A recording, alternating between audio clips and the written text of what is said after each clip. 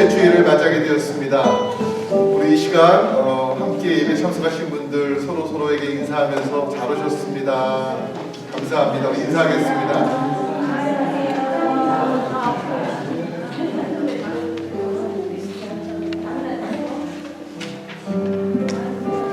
이제 우리 다 함께 일어나셔서 예배 앞으로 나가겠습니다. 하나님께서 우리를 부르시는 말씀은 시편 27편 1절과 14절입니다. 여호와는 나의 빛이요 나의 구원이시니 내가 누구를 두려워하리요. 여호와는 내 생명의 능력이시니 내가 누구를 무서워하리요. 너는 여호와를 바랄지어다. 강하고 담대하며 여호와를 바랄지어다. 아멘. 아버지 하나님 감사합니다. 참으로 우리 한 사람 한 사람은 전혀 예측할 수 없는, 예상할 수 없는 많은 국제적인 정치와 경제와 환경과 기후에 아버지 이 모든 복잡한 일들을 저희가 뒤로하고 오늘은 오직 하나님만 바라보며 하나님께 우리의 시각을 고정하기 위해서 이 자리에 나왔습니다. 오늘 예배 가운데에 하나님께서 뜻하신 바 계획하심이 이루어지게 하시고 하나님의 역사가 이어질 수 있도록 도와주시고 무엇보다 믿는 자 한 사람 한 사람을 향한 하나님의 놀라운 사랑과 은혜가 넘쳐나는 귀한 예배가 되도록 주여 도와주시옵소서. 예수님의 이름으로 기도하옵나이다. 아멘. 전능하사 천지를 만드신 하나님 아버지를 내가 믿사오며 그 외아들 우리 주 예수 그리스도를 믿사오니 이는 성령으로 잉태하사 동정녀 마리아에게 나시고 본디오 빌라도에게 고난을 받으사 십자가에 못 박혀 죽으시고 장사한 지 3일 만에 죽은 자 가운데서 다시 살아나시며 하늘에 오르사 전능하신 하나님 우편에 앉아 계시다가 저희로서 생자와 죽은 자를 심판하러 오시리라. 성령을 믿사오며 거룩한 공예와 성도가 서르륵하는 것과 죄를 사하여 주시는 것과 몸이 다시 사는 것과 영원히 사는 것을 믿사옵나이다. 아멘.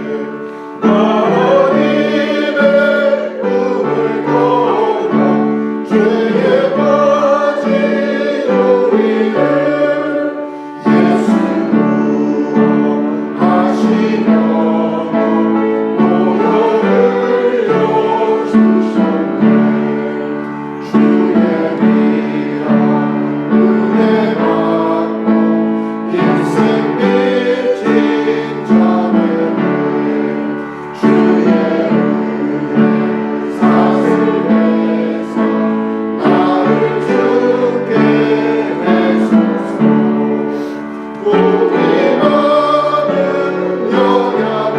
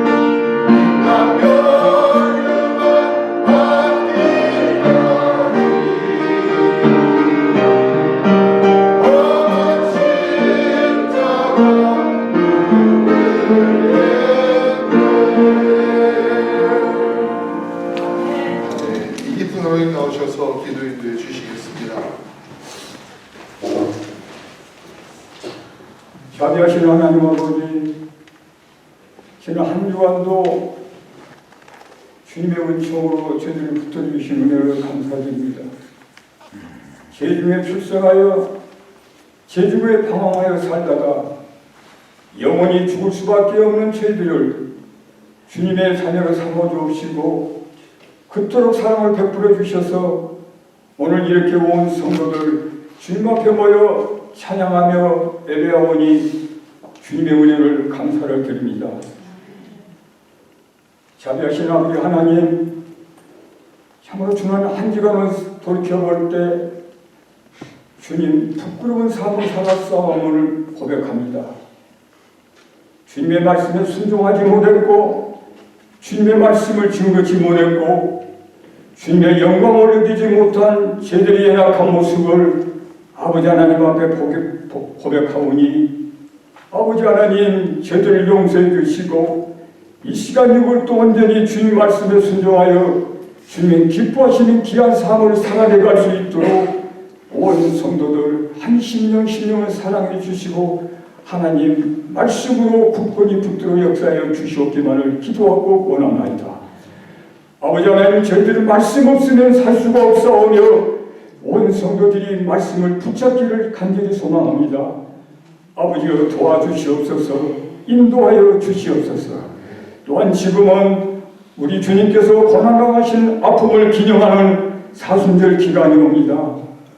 주님의 피 흘린 그 십자가를 저희들 바라보게 도와주시고 그 십자가만이 저희 심령 속에 굳건히 서주셔서 좌로나 우로나 치우치지 아니하고 주님 바라보고 굳건히 나아갈 수 있는 저희 온 성도들이 될 수만 있도록 역사해 주시옵기만을 기도하고 원합니다.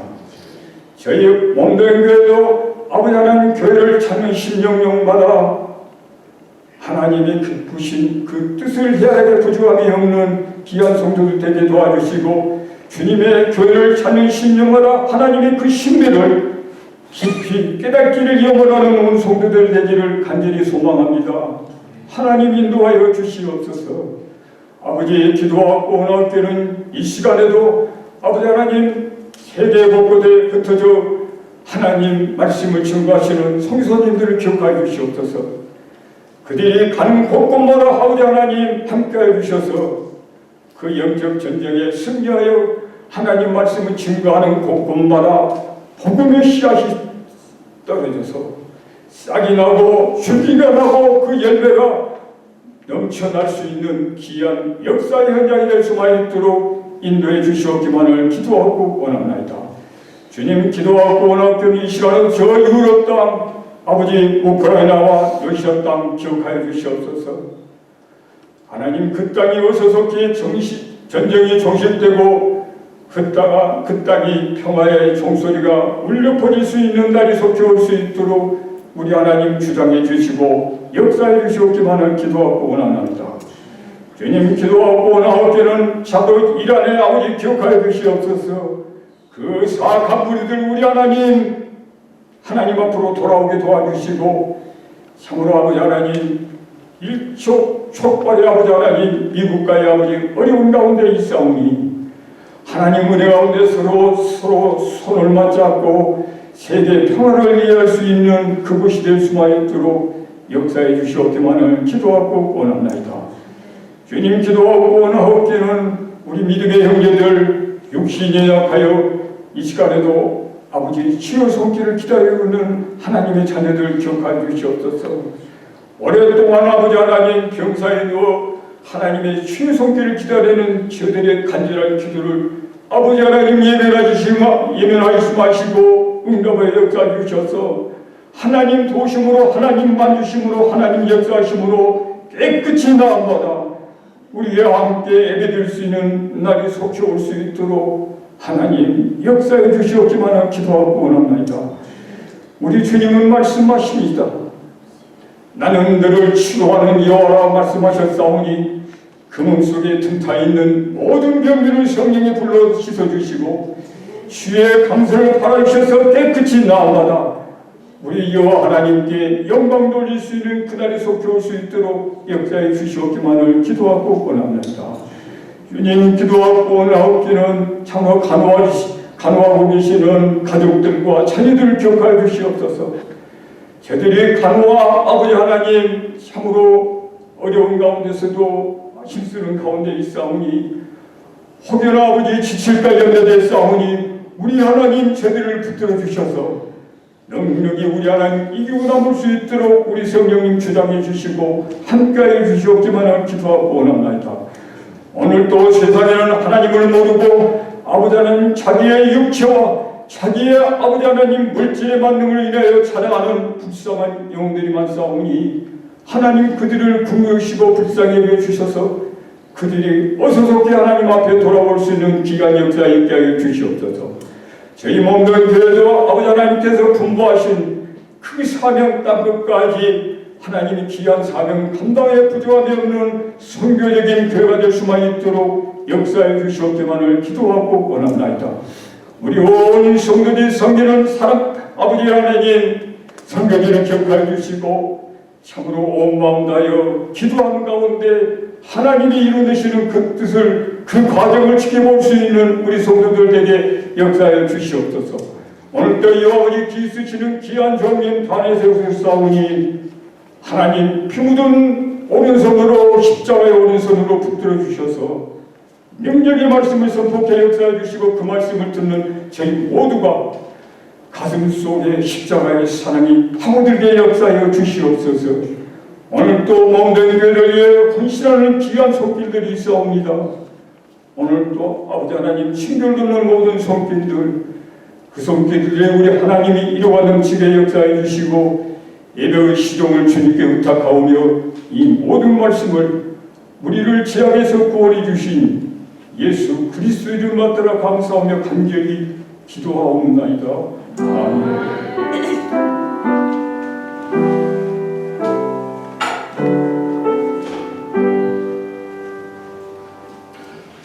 사순절 둘째 주일을 맞이하면서 하나님께서 우리에게 주시는 말씀은 히브리서 2장 6절에서 10절까지 말씀입니다. 히브리서 2장 6절에서 10절 신약성경으로 354쪽에 있습니다. 신약성경 354쪽 히브리서 2장 6절에서부터 10절까지 우리 같이 교독하겠습니다. 제가 먼저 6절을 읽겠습니다. 그러나 누구인가가 어디에서 증언하여 이르되 사람이 무엇이기에 주께서 그를 생각하시며 인자가 무엇이기에 주께서 그를 돌보시나이까.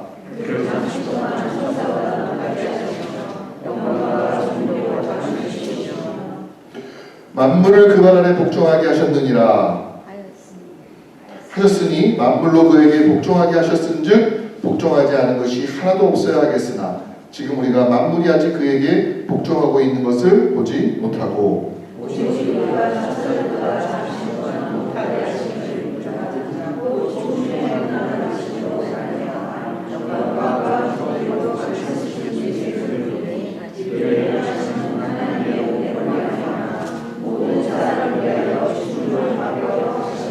함께 읽습니다. 그러므로 만물이 그를 위하고 또한 그로 말미암은 이가 많은 아들들을 이끌어 영광에 들어가게 하시는 일에 그들의 구원의 창시자를 고난을 통하여 온전하게 하심이 합당하도다. 아멘. God is good. All the time. 그 하나님이 우리와 함께 하십니다. 아멘. 우리가 사순절 둘째 주일을 지나면서 오늘 이 말씀을 통해서 예수님의 고난과 죽음에 대해서 저희가 좀 같이 묵상하기를 좀 원합니다. 오늘 우리가 먼저 6절 말씀 보면은요, 사람이 무엇이간데 이런 말이 나옵니다. 사람이 무엇이기에, 사람이 무엇이기에. 이 문제는 오랜 세월 동안 우리 사람들에 있어서는 상당히 중요한 철학적인 주제였습니다. 인간이 도대체 무슨 어떤 존재인가라고 하는 것을 물어보면서 거기에 답하면서 많은 철학과 사상과 이념들을 만들어내지 않았습니까? 그리고 이거는 사실 피할 수 없는 문제입니다. 피할 수 없는 과업이라고 할 수가 있습니다. 왜냐하면 사람이 스스로 사람은 무엇인가에 대한 정의를 내리지 못하면서 사람이 아닌 다른 것들을 가리켜서 이것은 이렇다, 저것은 저렇다 이렇게 말한다는 것은 상당히 모순적인 모습이 아닐 수가 없어요. 우리가 다른 것들에 대해서는 이렇다 말하면서 그럼 넌 뭔데? 이렇게 물었을 때에 우리가 스스로 몰라 이렇게 말해버리면 그것처럼 어처구니없는 모습이 어디에 있습니까? 기초가 든든해야지 그 위에 건물을 지었을 때 흔들리지 않는 것처럼 사실 인간은 무엇인가, 사람이 무엇이길래 라고 하는 질문은 철학적인 질문이면서 동시에 신학적인 질문이고 우리가 우리 자신에 대해서 이 땅을 살아갈 수 있게 하는 가장 근본적인 질문이라고 말할 수밖에 없습니다. 그럼 여러분들은 인간은 무엇이라고 생각하십니까? 저는 철학자 파스칼이라고 하는 사람이 내린 정의가 완전하진 않아도 적절하다고 생각을 합니다. 여러분 모두가 들어보셨던 그런 문제예요. 사람은 무엇이냐, 인간은 생각하는 갈대다라고 말합니다. 생각하는 갈대다. 저는 이 개념 속에 인간의 위대함도 있고요, 또 인간의 연약함도 있고, 또 인간의 유약함과 또 제한성도 있다는 것을 생각하게 됩니다.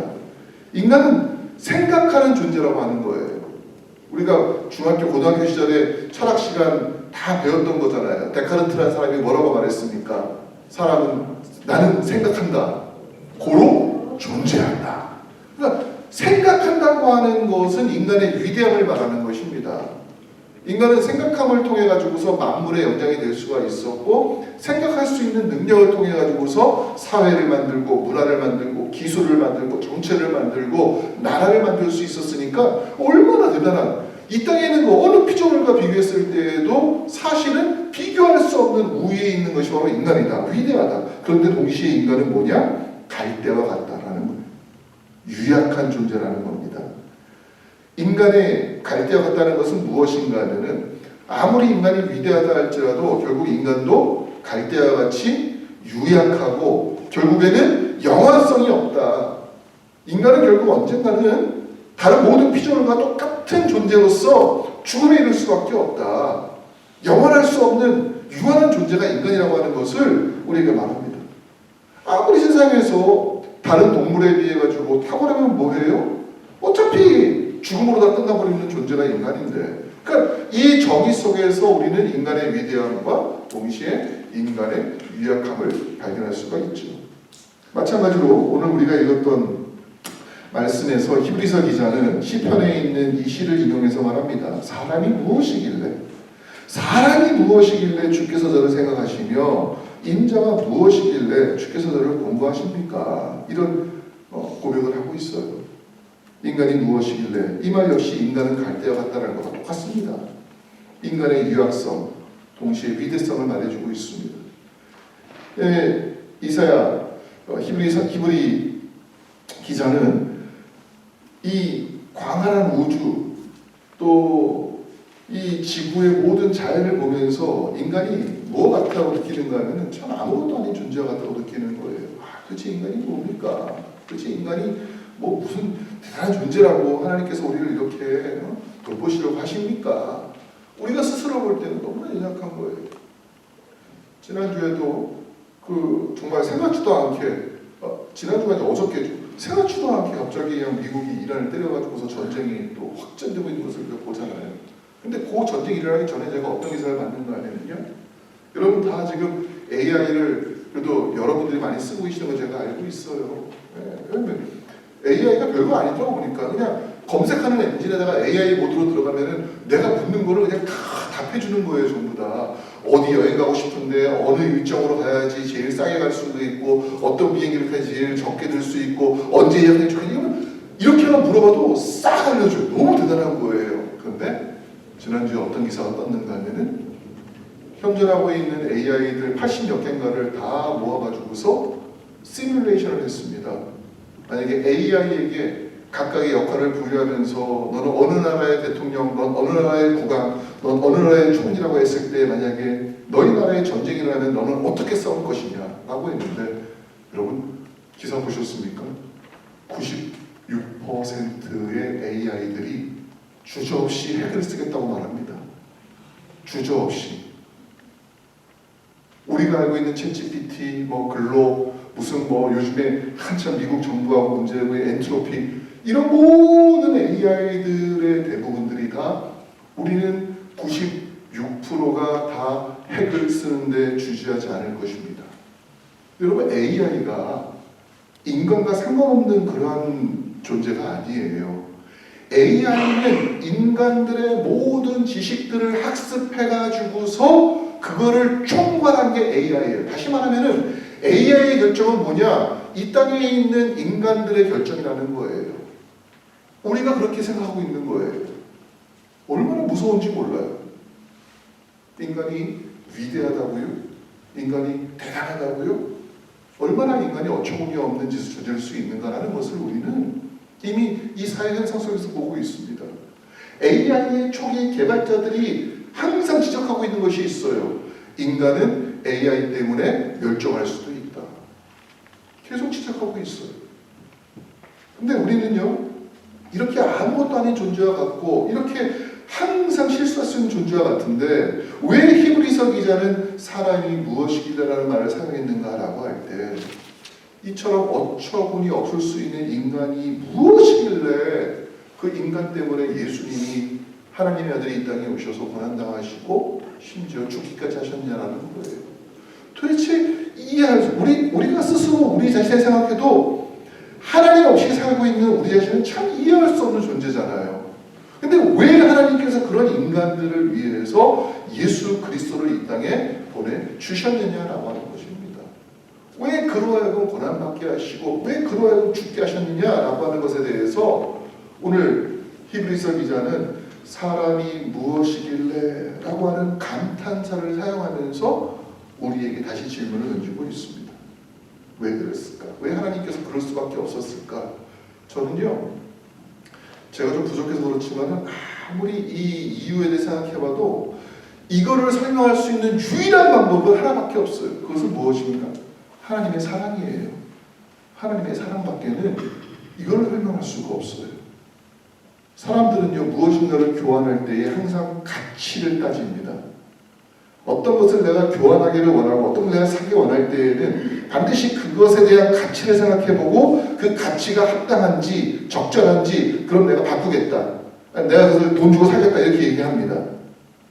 예를 들어서 어떤 가방이 시중에 100불에 팔리고 있단 말이에요. 근데 그 사람이 나한테는 너는 10,000불을 내야지 줄 수 있다고 하면 여러분 그거 사겠습니까? 안 사겠습니까? 저는 안 사요. 아니 왜 다른 사람한테는 100불에 팔면서 나한테 10,000불 받겠다는 거야? 이거 너무 부당해. 이건 말도 안 되는 일이야.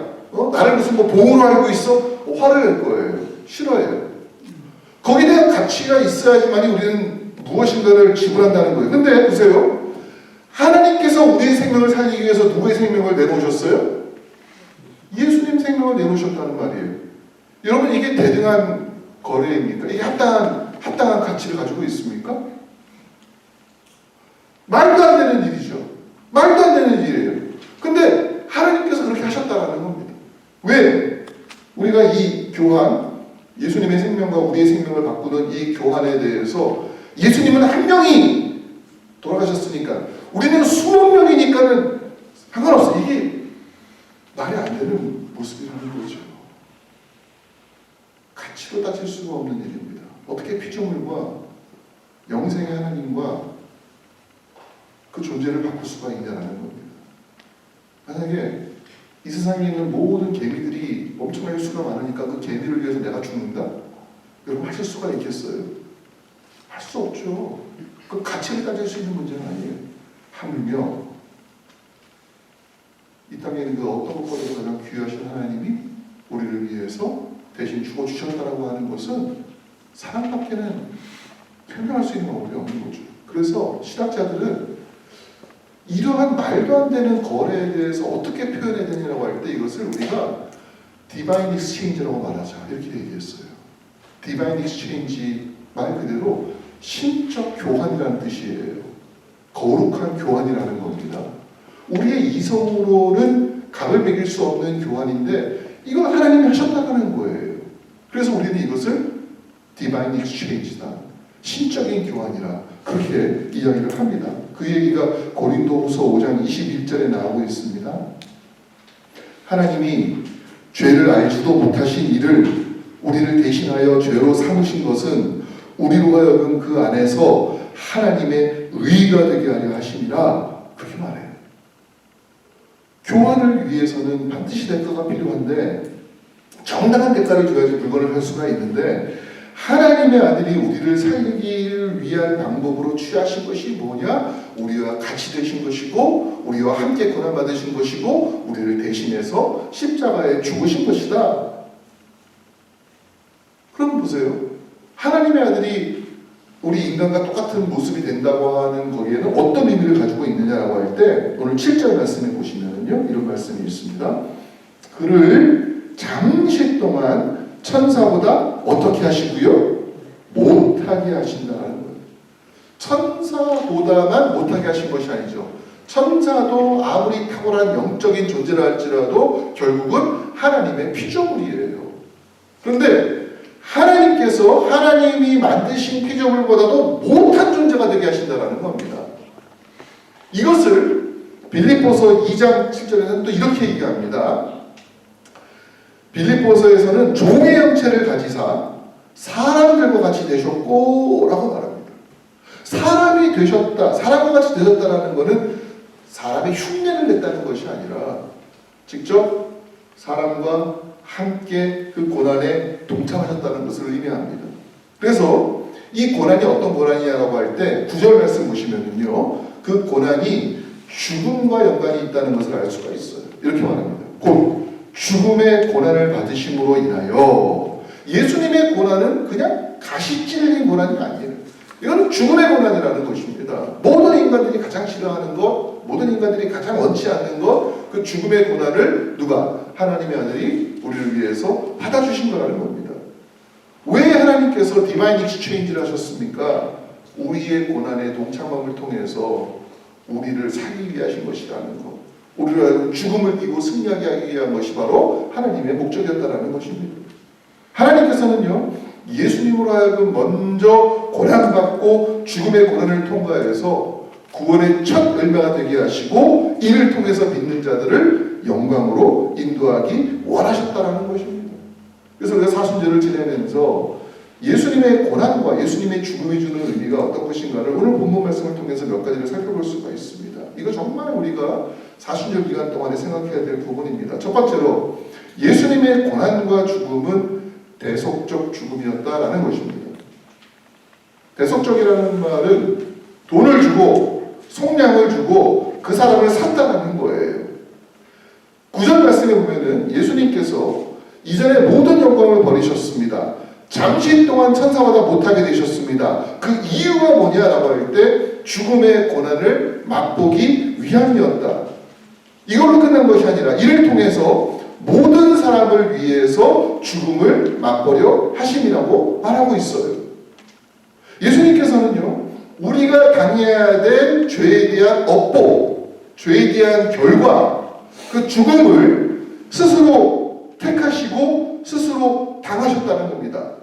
억지로 끌려서 당하신 것이 아니라 아버지의 뜻이 이루어지기를 원합니다라고 고백하시면서 자발적으로 그 십자가를 지시며 죽음의 공포 가운데 들어가신 거예요. 왜 이런 방법을 택해야 했는가 우리가 또 물어볼 수가 있습니다. 아니 꼭 굳이 그 방법밖에 없었습니까? 하나님이니까. 하나님은 어떤 존재예요? 하나님은 우리 생각에 우리보다 훨씬 높고 우리가 못하는 것도 다 하실 수 있는 존재잖아요. 하나님이시니까 하나님께서 알아서 마음대로 꼭 이 방법 아니더라도 다른 방법으로 예수님 꼭 십자가에 달리지 않더라도 그냥 그렇게 우리를 좀 구원해 주시면 좋지 않겠습니까? 하나님이신데 뭐든지 다 할 수 있잖아요. 이렇게 우리 생각할 수가 있어요. 근데 그렇게 되면 하나님은 어떤 존재가 되는 건가 하면은 하나님은 독재자가 되는 겁니다. 하나님은 질서도 무너뜨리는 하나님이 되시는 것이고 하나님은 마음대로 사람들을 유린하고 사람들을 희롱할 수 있는 그러한 독재자가 되는 거예요. 여러분 보세요. 하나님이시기 때문에 하나님조차도 이 방법을 따르셔야 했다는 것을 우리가 알아야 됩니다. 보시면 성경에서 하나님께서 이 세상을 창조하실 때 이 세상에 있는 상태가 어떤 상태였습니까? 흑암의 상태였다고 말하고 있죠.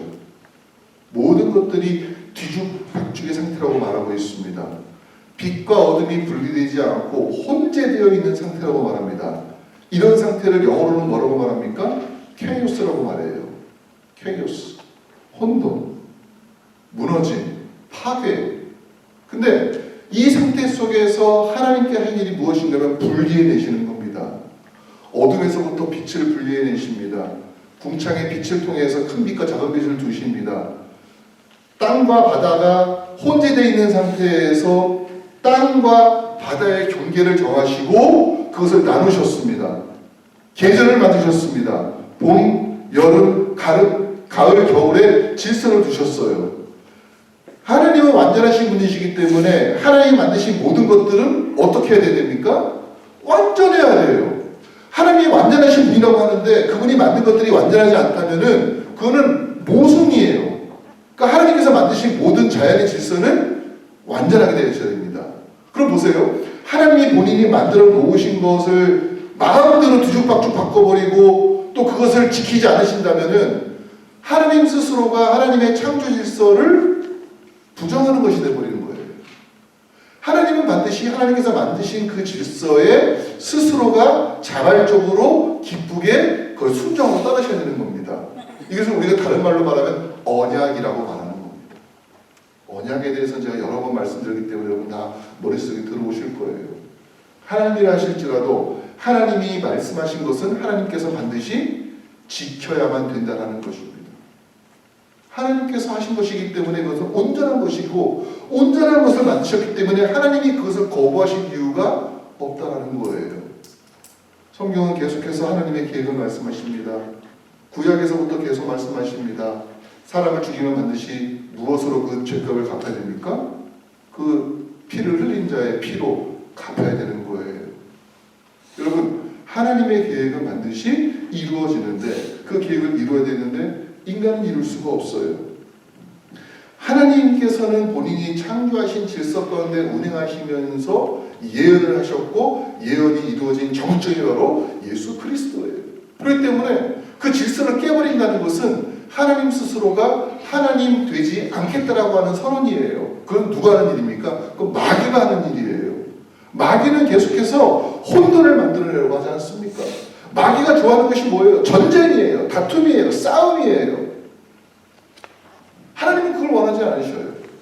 하나님께서 그걸 원하시는 분이라면은 사실은 예수님 희생할 필요가 없지요. 희생은 하나님의 속성이 아니잖아요. 근데 이런 하나님 안에서 두 가지에 반대되는 가치가 충돌할 수가 있을까요? 두 가지에 반대되는 것이 충돌할 수 있을까요? 그것이 무엇입니까? 하나님은 거룩하셔요. 근데 인간은 거룩한 존재가 아닙니다. 이 두 가지가 합쳐져야 되는데 만약에 하나님은 계속해서 선한 일을 하기를 원하시고 거룩하게 되기를 원하시는데 인간은 계속해서 죄를 짓기 원하고 인간은 계속해서 죄 가운데 살기를 원해요. 그럼 이 두 가지의 가치가 결합할 수가 없어요. 근데 하나님께서는요 무한히 용서하시려고 하시는 분인데 인간은 무한히 죄만 저지르는 관계가 되고 있잖아요. 우리가 하나님의 용서하심 가운데 들어가기 위해서는 우리는 죄를 짓지 말아야 됩니다. 근데 인간으로 태어난 이상 우리는 죄를 짓지 않을 수 없는 존재가 되어버렸습니다. 죄의 싹은 사망이에요. 어느 누구도 아무리 하나님 앞에 우리가 돌아가고 싶어도 우리 죄로 인해서 사망의 굴레 속에서 우리는 우리 자신은 물론 다른 사람을 구원할 수 있는 존재가 못 되고 있어요. 내가 누군가를 위해서 죽어주겠다고 할 수가 있습니다. 법적으로 내가 저 사람을 위해서 죽어줄게 죽었어요. 그렇다고 해서 그 사람이 저지른 죄가 사라지는 것은 아니에요. 이 사람은 자기 죄를 위해서 죽는 것이지 다른 사람을 위해서 죽어줄 수가 없어요. 다시 말하면 이 세상에 있는 어떠한 사람도 아무리 그것이 희생적인 헌신적인 거룩한 죽음이라 할지라도 그것이 모든 사람을 용서할 수 있는 하나님의 그 정도까지는 올 수 없다라는 겁니다. 그럼 왜 예수님께서 죽어주셔야 되느냐라는 것이죠. 성경은 그것이 바로 하나님께서 하나님의 아들로서 이 땅에 오신 예수님을 통해서 우리를 위한 대속적인 죽음을 죽을 수밖에 없는 은혜, 바로 그거밖에 없다라고 말하고 있습니다. 그렇기 때문에 죄의 대가인 죽음을 예수님이 당하심으로 말미암아서 인간은 법적으로 하나님 앞에서 무죄가 되었습니다. 우리가 예수를 믿고도 저지를 수 있는 죄들이 있습니다. 근데 하나님께서는 예수 그리스도를 통해서 어제와 오늘, 내일 우리가 저지른 죄를 용서하시겠다고 선언하셨기 때문에 우리는 자유를 얻게 된 거예요. 예수님의 고난은 그렇기 때문에 우리를 위한 대속적인 고난이다. 대속적인 죽음이다. 그렇게 말하는 것입니다. 예수의 고난이 우리로 하여금 죄와 사망에서 건지실 수 있었던 유일한 방법이라고 하는 것입니다. 이게 첫 번째 의미입니다. 두 번째는 뭐냐? 두 번째 예수의 고난과 죽음은요. 오늘 10절 말씀에 있는데 구원의 창시자가 되시기 위한 방법이었다라고 말합니다. 구원의 창시자라는 용어는 사실 성경에서 자주 등장하는 용어가 아닙니다. 구원의 창시자라는 것은 바울이 말한 표현대로 말하면은 부활의 첫 열매라고도 말할 수가 있습니다. 10절 말씀에 보면은요, 만물이 그를 위하고 또한 그로 말미암은 이가 많은 아들들을 이끌어 영광에 들어가시게 하시는 일에 그들의 구원의 창시자를 고난을 통하여 온전하게 하심이 합당하도다. 그렇게 선포하고 있습니다.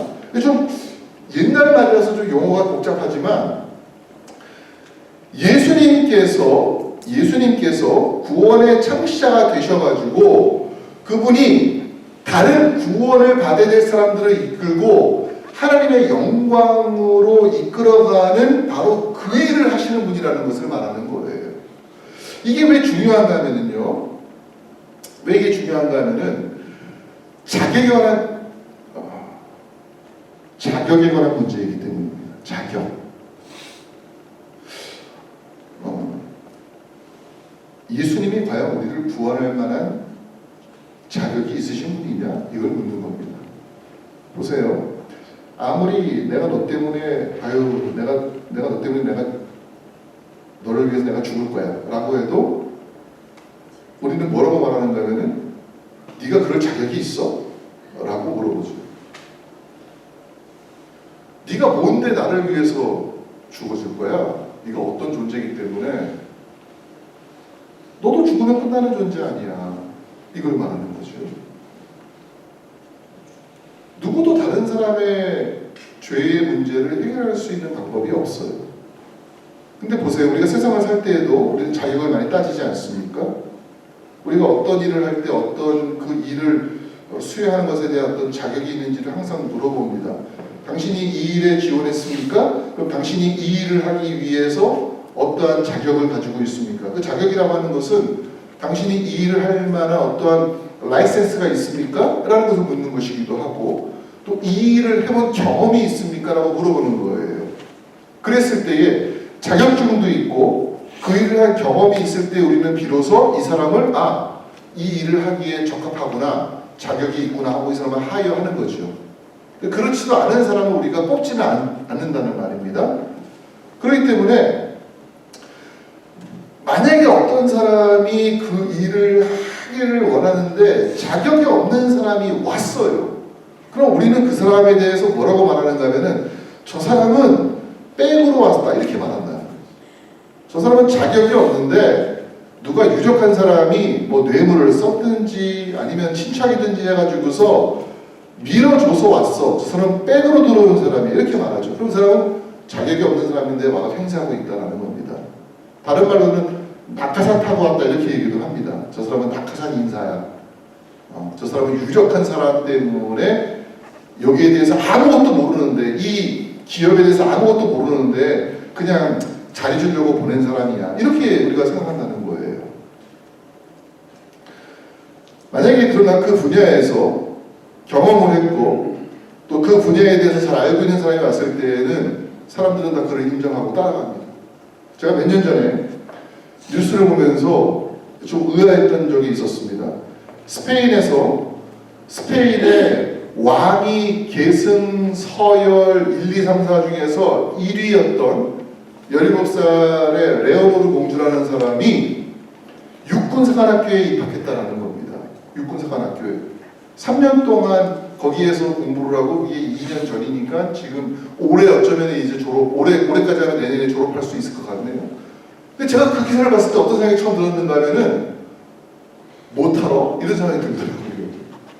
아니 이미 국왕의 딸이고 왕위 서열 1위면 이거는 누가 뭐래도 나중에 여왕이 될 수 있는 자리잖아요.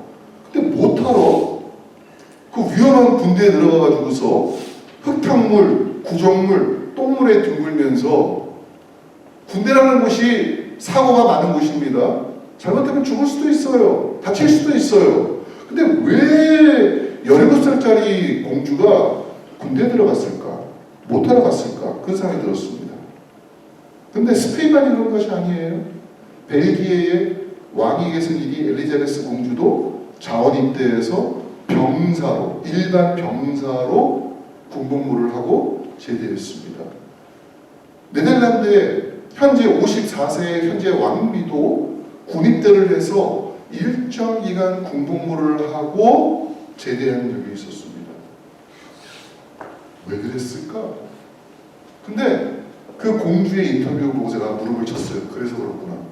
뭐라고 얘기하는가 하면은 나는 앞으로 이 나라의 통치자가 될 뿐만 아니라 우리나라 군대의 총사령관이 되어야 될 사람입니다.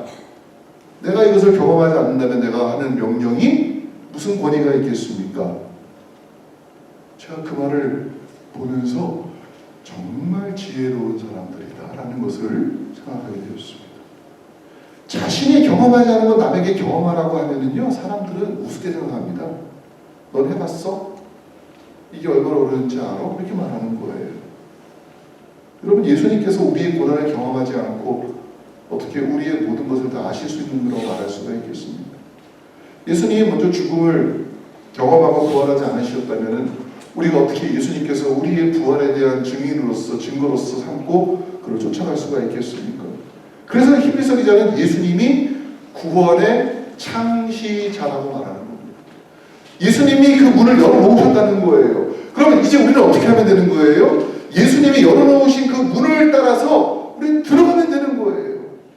그래서 예수님이 구원의 창시자가 되셨다는 것입니다.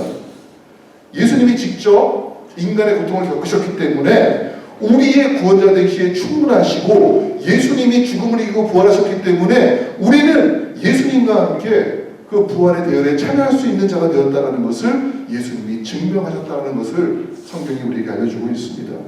그래서 히브리서 4장 15절은 이렇게 말씀합니다. 우리에게 있는 대제사장은 우리의 연약함을 채울하지 아니하는 자가 아니요 모든 일에 우리와 한결같이 시험을 받은 자로 돼 죄는 없으시니라. 아멘. 정말 중요한 말씀입니다.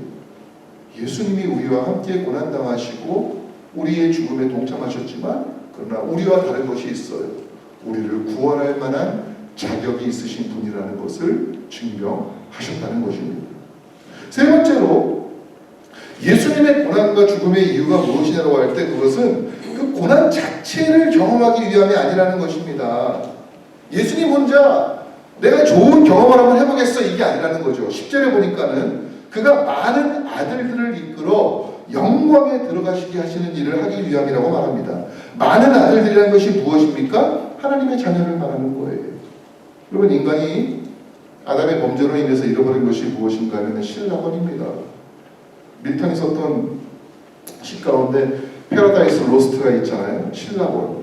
인간은 죄로 인해 가지고서 낙원을 잃어버렸어요. 쫓겨났습니다. 이제는 낙원 바깥에서 살고 있는 존재가 되었습니다.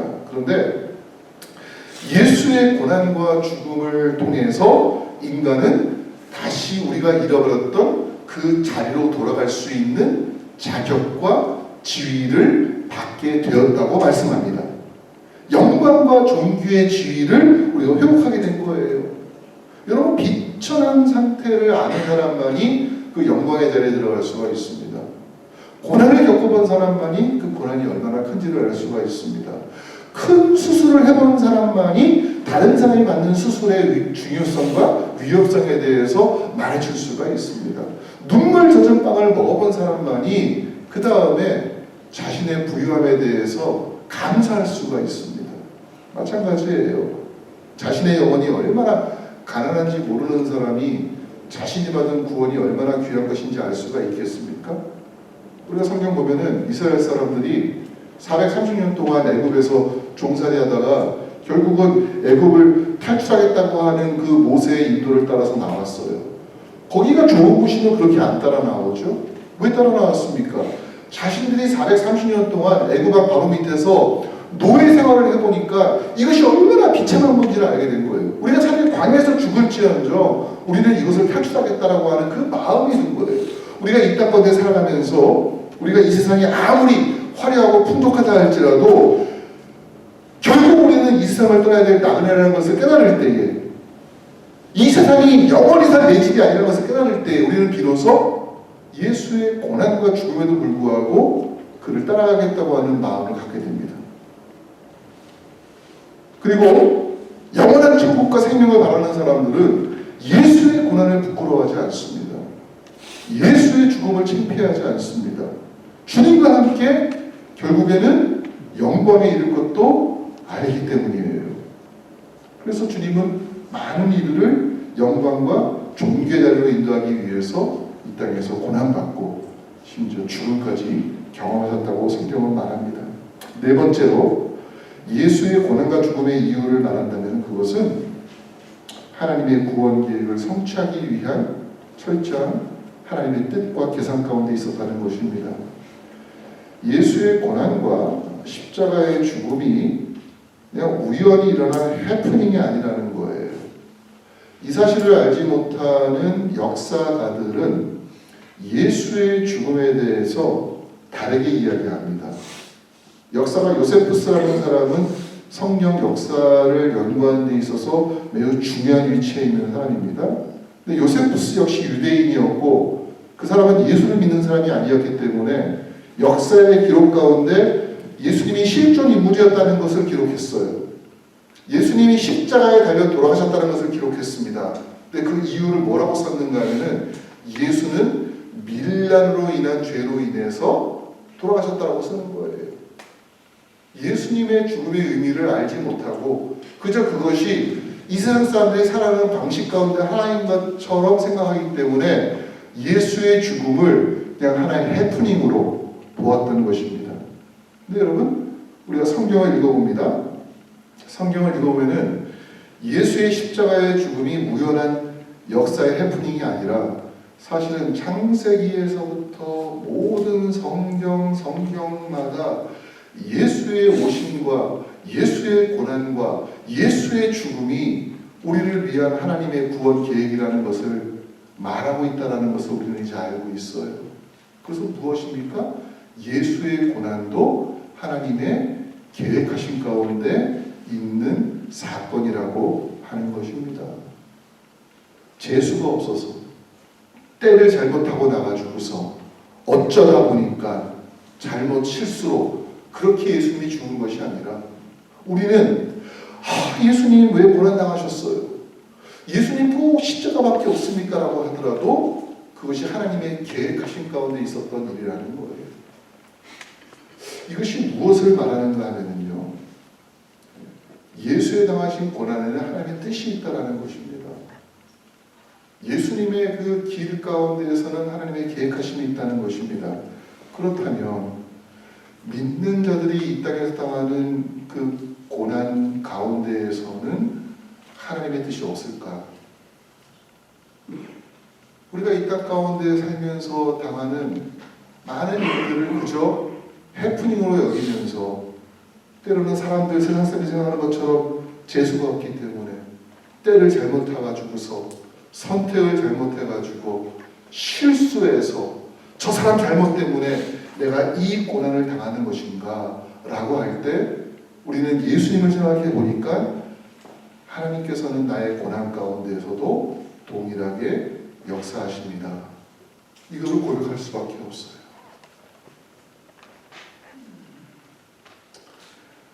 바울은 우리에게 무엇이라고 말하는가 하면은 모든 것이 합력하여 선을 이룬다고 이야기합니다.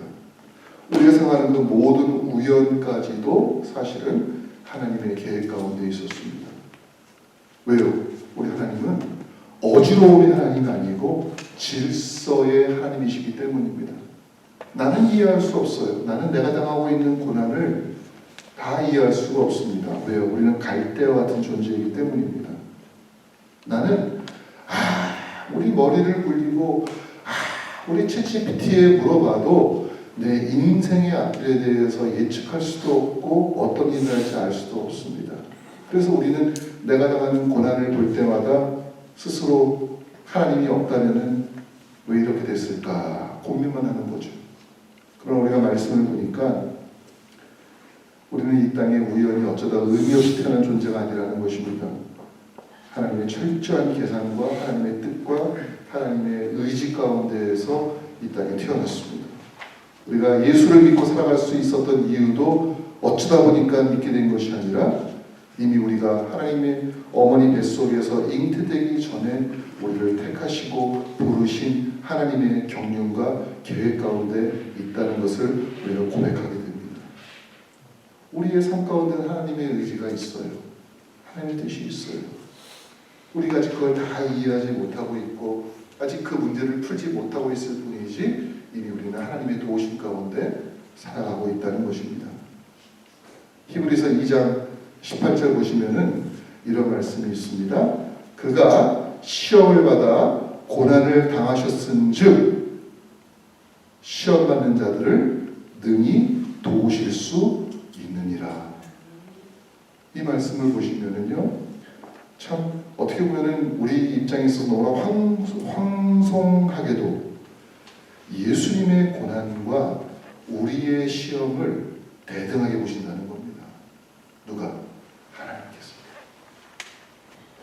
오늘 사순절을 맞이하셔서 우리가 주님의 고난과 죽음만을 묵상하면서 끝나지 않게 하시고 우리 역시 이 땅을 살아가면서 우리가 겪게 되는 수많은 어려움이 있습니다. 고난이 있습니다. 환난이 있습니다. 그러나 그 모든 일들 가운데에서도 여전히 하나님의 계획하심과 하나님의 돌보심이 있다는 것을 분명히 기억하시고 우리가 담대하게 주님과 함께 이 땅을 걸어나가는 그런 사순절 기간 되시기를 주님의 이름으로 축복합니다. 같이 기도하겠습니다. 아버지 하나님, 오늘 우리가 사람이 무엇이길래 주께서 저를 생각하시고 인간이 무엇이길래 주께서 저를 권고하시나이까 하는 히브리서 기자의 말을 듣습니다. 그렇습니다. 예수의 고난과 죽음이 나와 별개의 나와 상관없는 그 사건이 아니라 나를 향한 하나님의 놀라운 구원의 계획이었음을 깨닫게 하시고 오늘 우리도 이 땅을 살아가면서 겪고 있는 수많은 환난과 고난 가운데 넘어지는 존재 되지 않게 하시고 능히 일어나 다시 주님과 동행하는 귀한 믿음의 삶을 살아갈 수 있도록 하나님 역사하여 주시옵소서. 예수님의 이름으로 감사하며 기도하옵나이다. 아멘. 우리 다 함께 일어나셔서 보고 찬송하겠습니다.